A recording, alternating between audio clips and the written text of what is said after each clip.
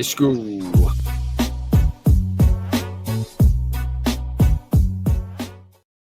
Woo! Let's go. Gameday squad AFL 2025 round 22 preview, round 23 review. I'm joined again. We got the Trinity here again, third week running for Gameday squad.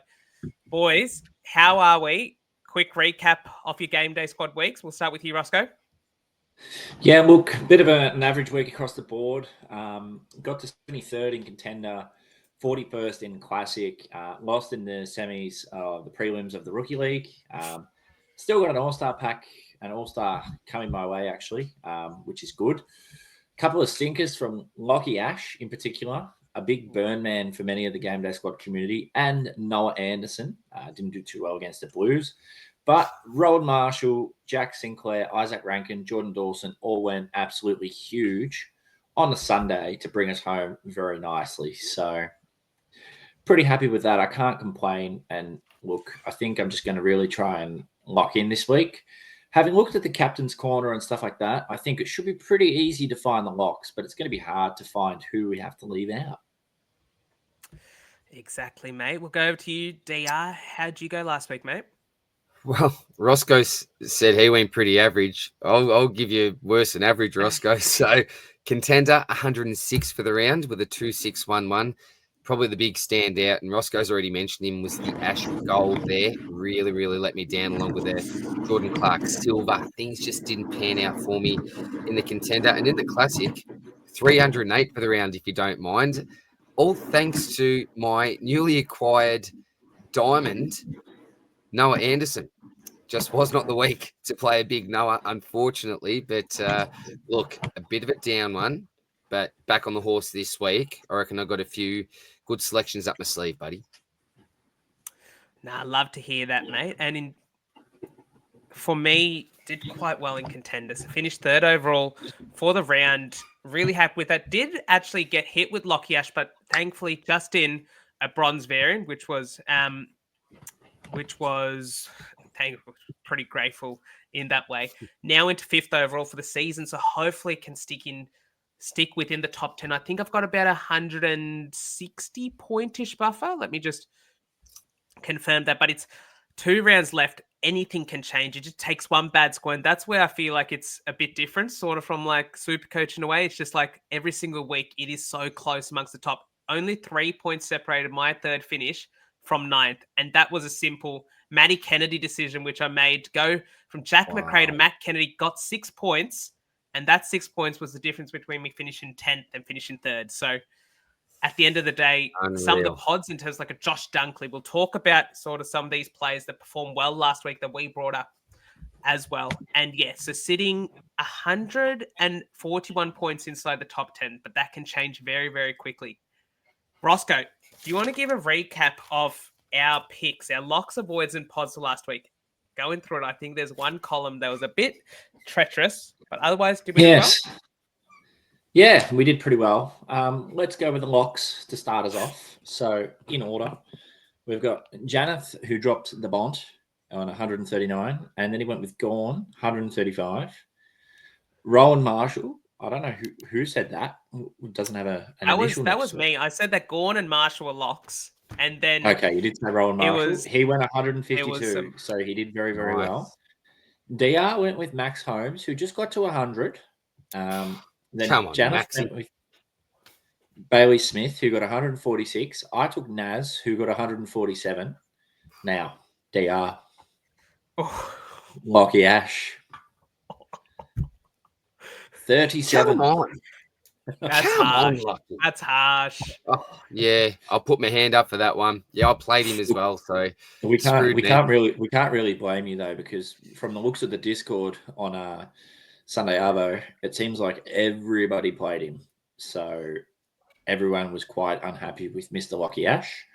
To bring it home, I went 3 in a row with Jezza, Lockie Whitfield, and Graham Myers for 123, 109, and 114, respectively. Now, let's go on to the pods. We did quite well with these as well. DA started it off with a nice Tom Green, 110. Very good. Janath went with Finn Callahan, 142. And Josh Dunkley, 153. Now, I'm very quickly beginning to see here why you finished third for the round. Absolutely. Sean Manor, 118 for Janath, and John Noble, 107. Now, DR threw up Riley Thilthorpe from 98. Could have gone a bit bigger against the Eagles, but you still take your 98. And then I've gone well left field with Josh Worrell, 83, and Dan Curtin, 61, for the two misses in the PODS column. Now, how many misses did we have in the avoids column? All of them. We faded 6 players. We all cracked the tongue, and 4 of them went 130 plus.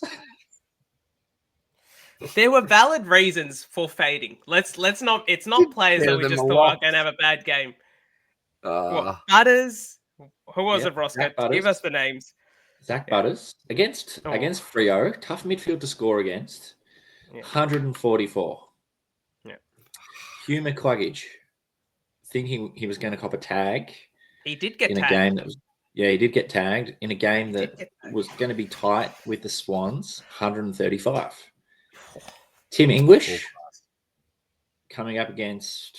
Who did Tim English come up against? Melbourne. Maxi Gawn. Yeah. Maxi. Still managed to get himself to a decent 117. Now, Nick Dacos, 104 for me. But Zach Merritt, 155. And to finish us off, they chooses to take out the 4-man against depleted, struggling Carlton in Matty Rowell with 136. So that means we've gone 0 for 6 on the avoids. I was sort of on the right page with the Gold Coast mid. I just got the wrong one there. Like, can I give myself that? Nah, probably not even. Nah. Sorry, guys. Look, boys, it can't get worse. We went 22 for 25 in round 21. Just one mistake across the lines. This week, we went 15 of 24. So still a pass, but we try for excellence around here. So look, we're going to try bounce back this week, especially with those avoids. Perhaps we don't need to go for the big names potentially. I think that's our sticking point. Yeah. Could be. DR. All right. Now, this is the key to picking the locks, avoids, and pods. Give us the rundown off the fixtures. Super important, as we know, particularly with GDS, we can switch our squads very, very easily from week to week. And let me tell you, the first game of the round, Essendon versus St Kilda. Now, if there is a juicy matchup for the round to open up, that is absolutely it. So I'll be very, very keen on some St Kilda players this week. Then we go into Fremantle versus Brisbane. So I wouldn't say it's a friendly matchup for either side necessarily, but there may be a few players that we look for there. This is going to be an absolute rip snorter, this match. I think it could be close to game of the round. The Suns versus the Giants up at People First Stadium. So I did fade Matty Rowell last week. Do we look to get him in this week? We shall see. We've got the Blues against Port Adelaide, the Hawks against the D's. This is a big one. The Crows against the Pies. Now, we know that over the last 5 odd weeks, Collingwood have not been performing overly well. And if you've got your Dawsons, your Thilthorpes, they may be some really relevant options this week. The battle of the bottom here, we've got the Roos versus the Tigers. So is it a friendly matchup for the Tigers or the Roos? Maybe you want to dabble in this game. You've got the Swans versus the Cats. So we know that the Cats have had a really easy fixture, well, recently in the last few weeks, but this will be much more of a test. They took care of my boys last week, the Swans. So not the easy matchups that we've seen the likes of Jeremy Cameron have over the past few. And then we've got the Doggies and the Eagles to round out the match. So, boys, if you look at the start of the round with Essendon versus St Kilda and the end of the round, the Doggies versus the Eagles, I think that we'll have a fair few players that we look to use late and early and sprinkle a few in the middle. So some very juicy matchups this week. And I wonder how much that's going to play into our locks, pods, and avoids this week, boys. Yes, I think it's certainly going to play a big factor. Those two games being very, very, very, what seems like wide open. Yeah. All right, boys. Well, I say we crack into it then by going through and talking about our locks. Now, we'll start off with you, Rossco. Who's your first lock for the week? We'll pick 3 locks, 2 avoids, and 2 pods. All right. Lock number 1, Nazai Wanganeen-Miller against Essendon. Put him in. Very, very easy. Enough said. Simple. Is it as simple as in every single comp, play the highest variant of Naz you can? I will be. Yeah. I will be. Yeah. DR, your next lock. Well, I'm going to the last game of the round, and I think it's got to be the Bont, Marcus Bontempelli, captain of the club, must-win game. We know that the Eagles really, really pushed the Crows last week, so I don't think the Doggies will be taking this one lightly, but I expect the great man to deliver in a big way. So, lock for Bont. Can't get that one wrong. Yeah. Cannot get that I one do wrong, think surely. the Eagles gave the Dogs a very good game in round 3, 2023, when the Dogs needed a win to play finals. I think Jamie Cripps kicked 5 and the Dogs choked, so you never know what will happen. There we go. Bont still has to turn up. Bont still has to turn up. It's not so much about the Brownlow this year for him. It's about willing his team into the finals again. So, yeah, really like that one pick. Really love that pick there, mate. I'm going to go, the obvious one is in the Saints game, but I'm going to go the non-obvious Saint in that game, and that's Rowan Marshall. Coming up against probably Toddy Goldstein or Vigo Vicentini. We saw what Brodie Grundy did a couple of weeks ago. I think that Essendon's rucks are just a soft kill, regardless of who they play.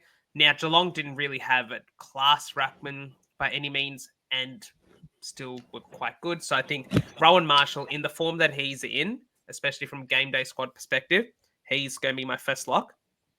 My second lock is a player that he's a Brownlow contender, Jordan Dawson, one of the best game day squad players going around. We see how Collingwood's midfield has been quite weak in the last couple of weeks. I think that Jordan Dawson is a player that's going to score quite well for us in the midfield this week, especially when there may not be as many options that stand out off the page as previous weeks gone by. We'll go back to you, DR, for your second lock. For the second lock, I am going back to the Sainers, and it's got to be Jack Sinclair. So we know that this man went through a little bit of a lean patch, but as soon as we've seen Isaiah go in and dominate in the midfield, it's just been Jack Sinclair's back line. So I think he's going to get a heap of the pill, generally used it well, good decision maker. So I think he'll really deliver for us alongside Naz this week in our back lines. I think you got to have the two Sainers boys close to non-negotiables for me this week. I like it, mate. And Rossco, your second lock. Yeah, so my second lock is going to be coming up against Richmond this weekend at Ninja Stadium. I nearly faded him last week. I wasn't putting it out there in the video, but Janath convinced me to get him in, and he did very well. He's been scoring well across the season, just silently. Harry Sheasel. Oh, you take him a pod, Rossco. Get out of it, mate. Didn't think anyone was going to think about him. A pod? Very nice. Harry Sheasel, the pod. Well, I thought you don't need that much. But yeah, sorry, Harry. A bit disrespectful, mate. Sorry, Rossco. That's all right. That's all good. No stress at all.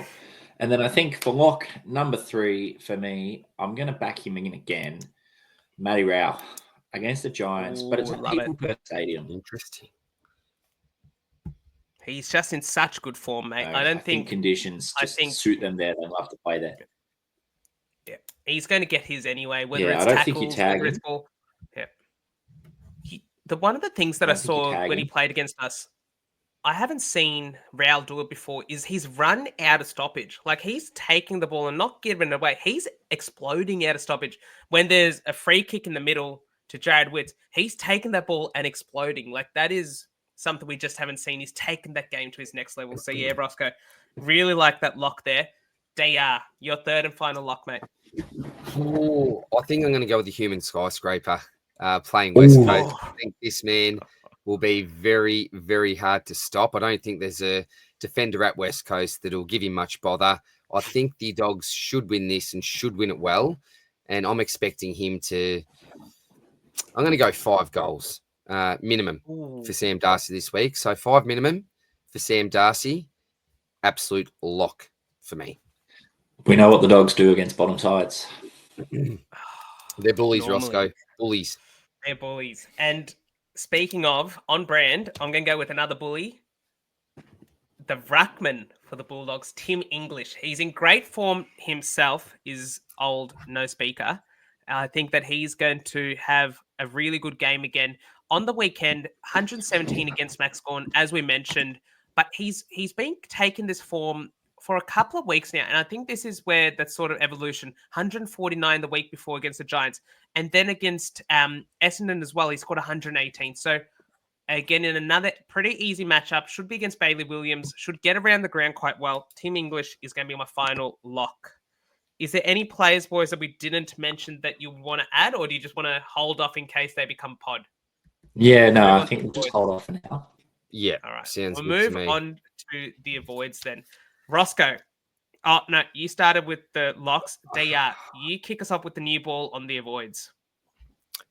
I'm finding this extremely difficult this week because I'm looking through the matchups and there's no one in particular that really stands out to me. So I may go on a little bit of a limb here and I'm going to say, and I may regret this, I don't want to let the team down, but I'm going to avoid Jeremy Cameron this week against Sydney. Now, a bit of it sort of stats and probability. He's been going that well lately that surely a quieter game has to come for him. I think Sydney gave us a heap of trouble, obviously, last week, and I don't think this is going to be a walk in the park. And I'm actually tipping Sydney to get up in this game. I'm tipping the Swans this week to get the job done against Geelong. So based off that, I don't think Cameron will have a massive game. So I'm not expecting him to go off like the human skyscraper. So a bit of a risky one for me, boys, with the avoid. But I think Jeremy Cameron's going to get under 100 this week. Very interesting, mate. Rossco, what do you think? All right, I'm actually going to go with the same game. Whoa, hold on, very quickly. He's jumped in. He can go on. I was just asking, what do you think about Jeremy Cameron as a fade this week? Okay. Look, it's a dangerous fade. I mean, he could kick a bag, but I think that's what we're sort of relying on. He has put up decent scores without kicking a bag, just by getting up the ground and marking it. But I don't really know what to make of the game. I think the Swans are a chance. I don't know if I'd go as far as to tip them, but they've got nothing to play for really, and Jeremy Cameron's obviously chasing. So, it could go either way. Yeah. All right, now you can go. Yeah. Now I'm going to go in the same game, and I think this bloke's going to get some attention, but not from Oisin Mullen.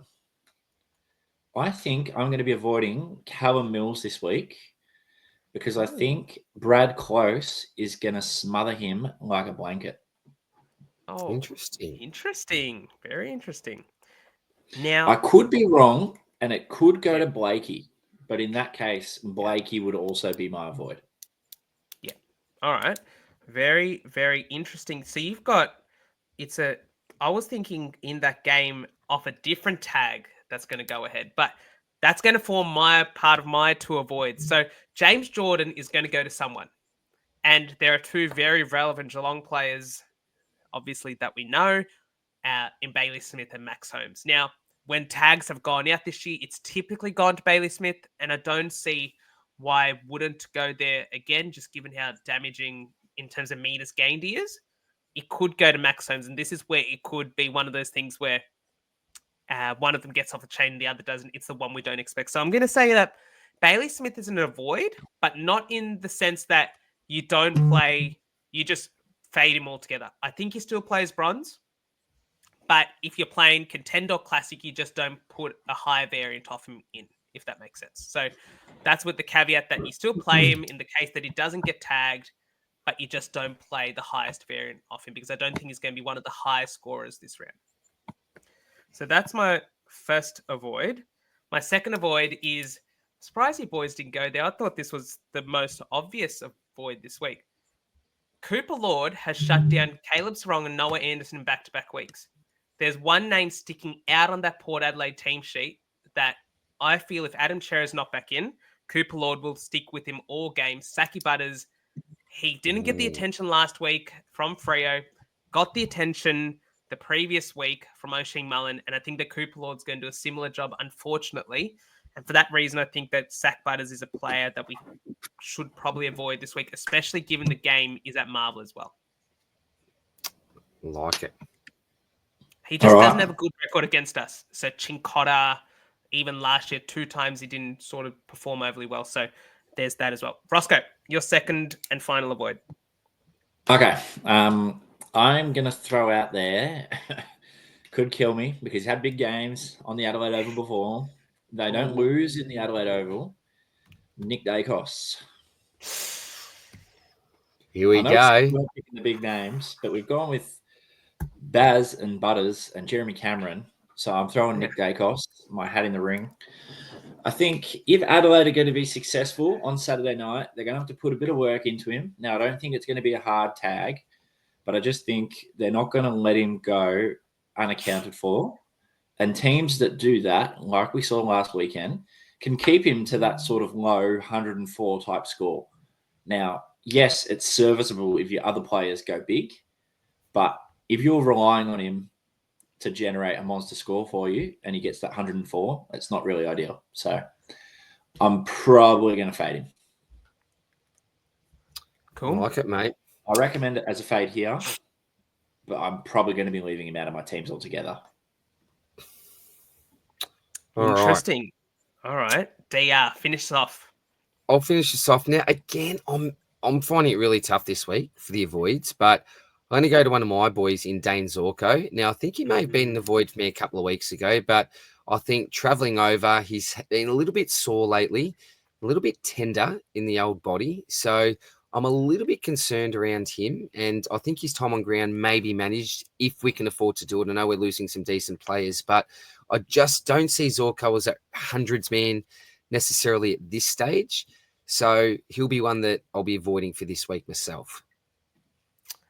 All right. Do you reckon he needs to go over to Jimmy Bostock, the needle man? I'll tell you what, mate.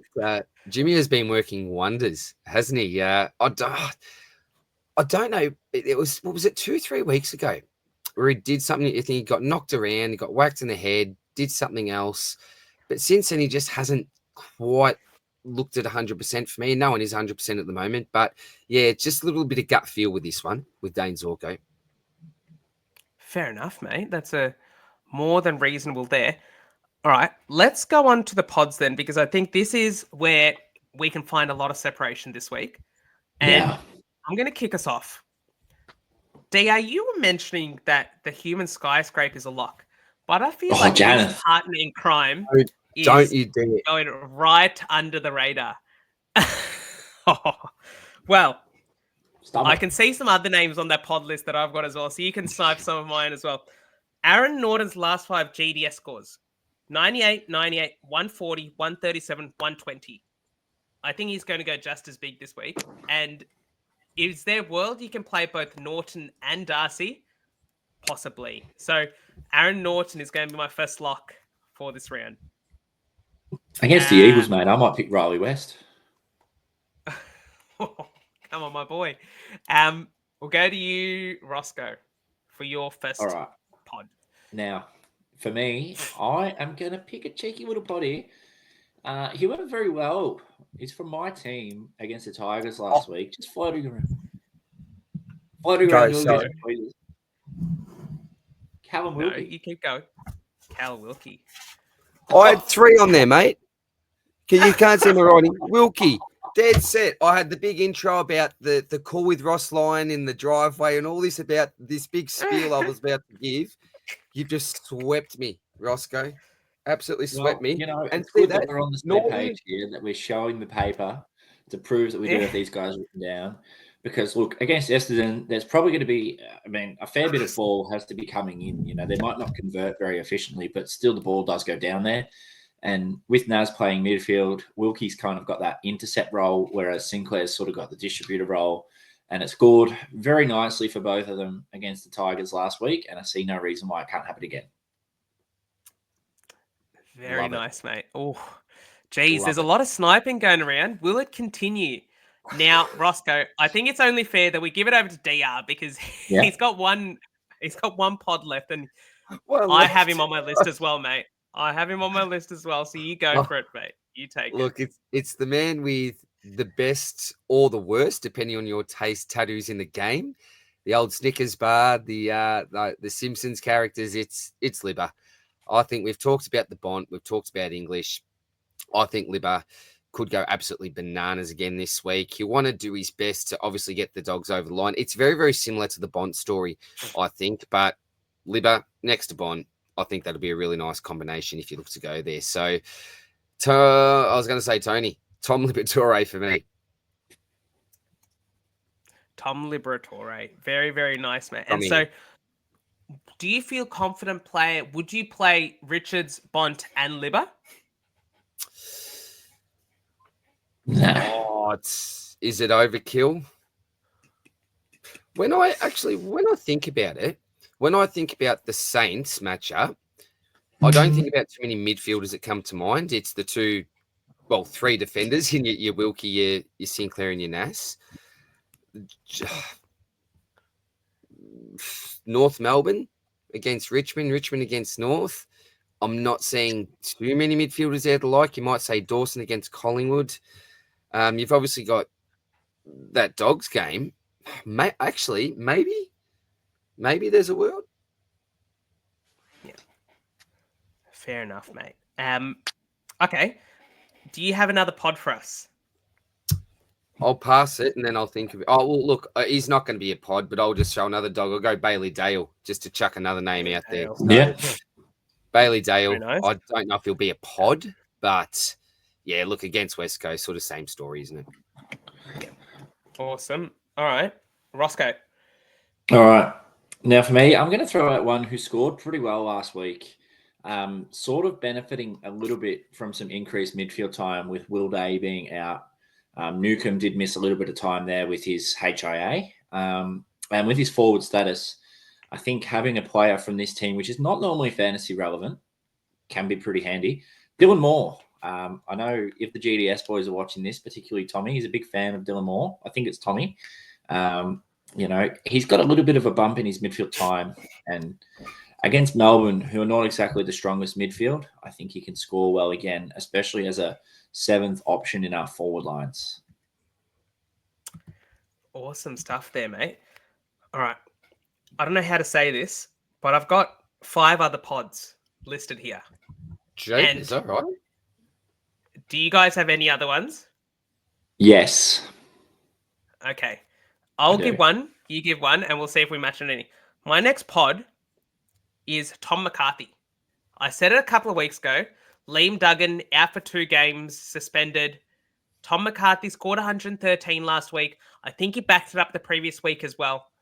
He's in good touch. He's going to be the main distributor out of the back line. Gets the cheapies. Probably going to get smashed by the ball against the Doggies. A couple of weeks ago against Melbourne at the same ground, he scored. I'm just going to bring it up very quickly. Tom McCarthy scored 109. Now, he may not be a play because you have better defenders, but as a pod option, if you can play Tom McCarthy and you get your 120, not many people have his card, let alone be able to play him. So that's a pod that I think could go well this week, even in the last week as well. Like it. Rossco? All right. My next one could be considered a pod. Maybe not many people actually have a card of him. I'm not sure. Colby McKercher against Richmond. Yeah. Seems to have directive back there. And I recommended Sheasel as a lock. So I'll probably end up picking McKercher as well. I wouldn't say he should be on lock in every side, but I think he should score pretty well. Very nice, mate. DR, do you have anyone you want to throw into the ring? I was just going to say that McKercher, I don't even have a bronze of McKercher. Is that a hard card to get? I think that's what I was thinking. It sort of makes him a bit of a pod because not everyone has one. Don't have one myself. But again, I'm just purely focused on matchups. And again, he's not a pod, but someone like a Matt Kennedy as well, I think could be really solid against West Coast. I don't know how poddish it's going to be. Isaac Rankin I could see it going one Yeah. of two ways. I really loved when he got moved into the midfield. I think you were saying with Rolly Thilthorpe, was it at half time?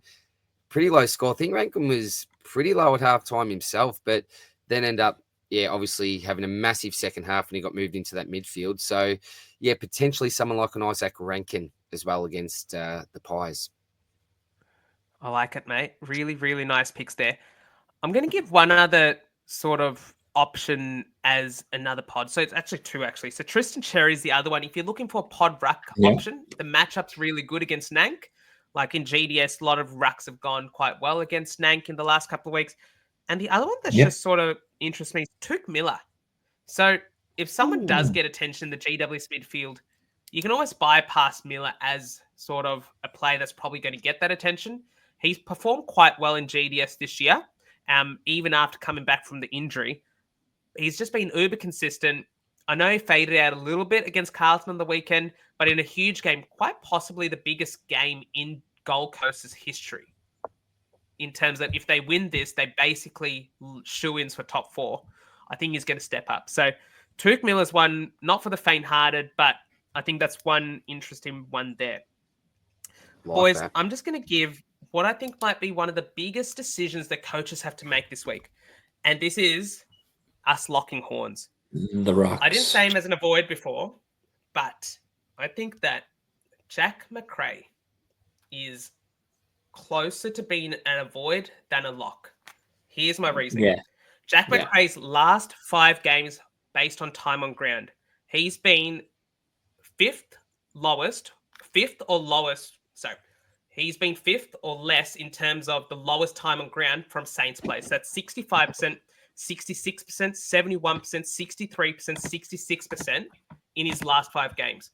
Ross the Boss, a couple of weeks ago, touted the fact that he's looking to rest some of his older midfielders like Jack Steele starting as a sub, whether that's in-game or otherwise. I think that Jack McRae, when there's other good forward options, we're talking about Darcy, Norton, Rossco, you mentioned, who was it? Dylan Moore. Bailey Smith is probably going to be played. I think that Jack McRae is someone that coaches could look to avoid as a leg up, even though it looks like a mint matchup. What do you boys think? No, I do agree. I think that we've deliberately tried to get more midfield time into the youngsters, especially against Richmond last week. Hugh Boxall spent a lot of time there. Garcia spent a lot of time there. Max Hall spent a lot of time there. Filippo didn't even get a look in.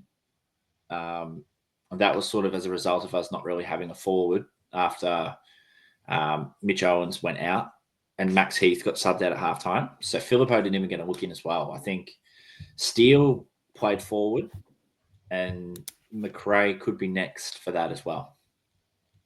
It's a really good observation because I'm somebody without knowing that would have just looked at that matchup and gone McRae, Essendon, forward, beautiful, easy.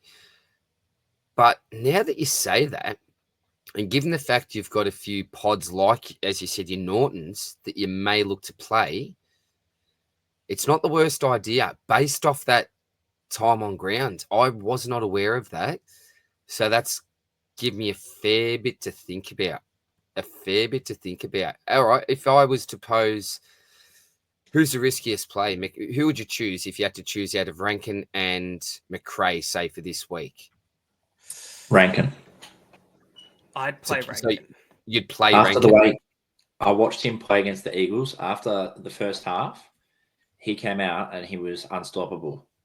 They didn't get near him the whole second half. Yeah. If he can turn up and do that again against the Pies, he's an easy play.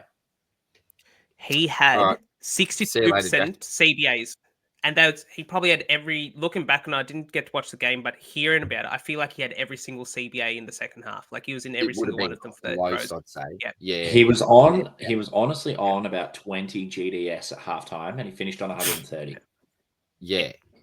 He dominated in there when he got moved in there. And I think I was listening to George, and George was saying he just needs to play midfield.